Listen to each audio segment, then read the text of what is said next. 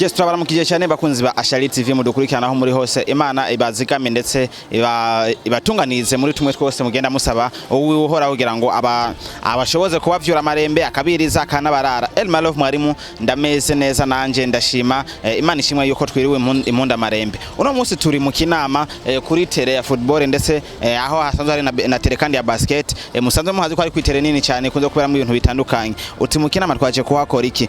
Turi mu gikorwa kiriho kirarongo na Ismail Gasore comedian canke ayandi mazina menshi mugenda bo mwita Gasore Babalao na yandi menshi. Uno munsi yaje mu gikorwa cyo kugira ngo afashe abana batoyi, abana bakiri ku ishure y'ama primaire ndetse badafise utuntu tumwe two ku ishure uko musanzwe muzi neza yuko turi mu bihe by'ishure ariko hariho benshi usanga badafise utwo botwaramo amakaye nkavuga ngo dusakoshi ndetse n'ibindi bitandukanye. Gasore afadikanije na Babu company ndetse na AGC yavuze teka twicaye kugira ngo tugire ico dufashije hano. Reka mukurikirana igikorwa cyose ko kuza kugenda ndetse twabwiye neza ko turakunda cyane kimwe kuva ku ntago shaka kwiherezo mubane natwe kugira ngo mumenye byinshi cyane ku bijanye na kino gikorwa. Murakoze cyane.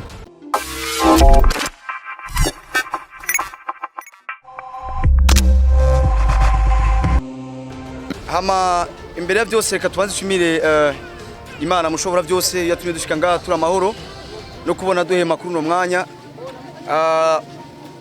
Nkabashimiye namwe bwe abajournaliste abamesha makuru mu mutuma amajwi yacu agira kure kubona ingene mwashoye kwitaba kamo twabateye kuza kwifatikanya natwe muri iki gikorwa cyo gufasha. Nkaba ndabashimiye cyane. Hama nkuko mubona ni IGC Ismail Gasore company ndi kumwe na Yason official.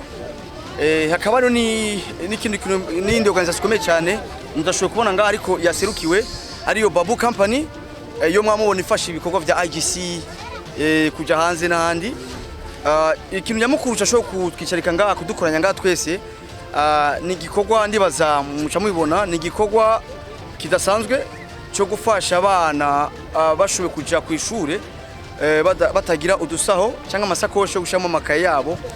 Ariko benshi bashaka kumbaza ati ni kubera iki Gasore yabikoze muri ku kwezi kwa 11 mu gihe tuzi ko amashuri yatanguye kera.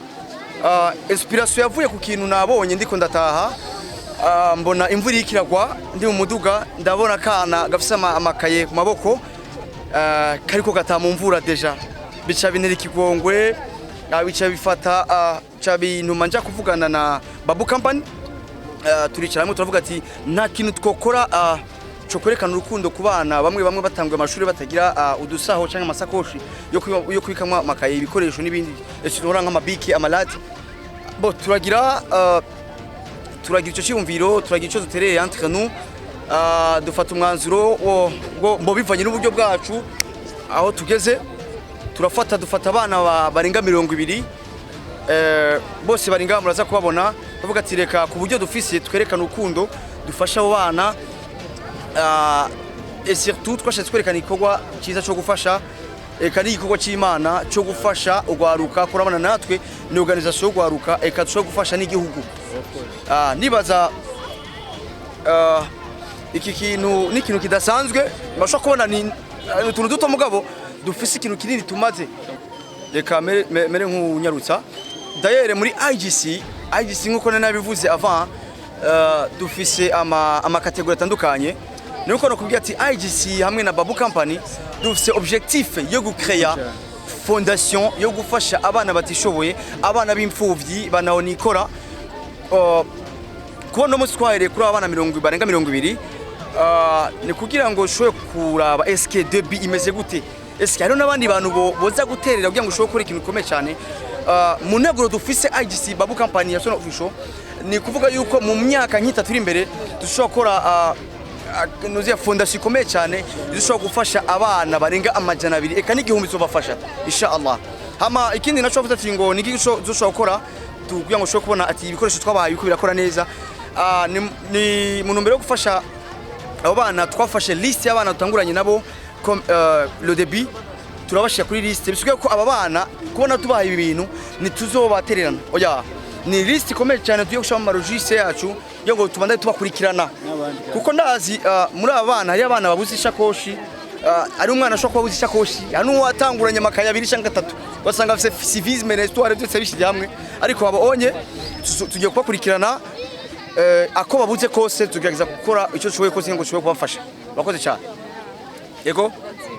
Hama akamo shoye gutera n'abandi bantu bafise umutima wo gufasha, bafise wa mutima w'urukundo wo gukunda ugwaruka, eka wo gufasha abantu nikora, wo guteza imbere igihugu.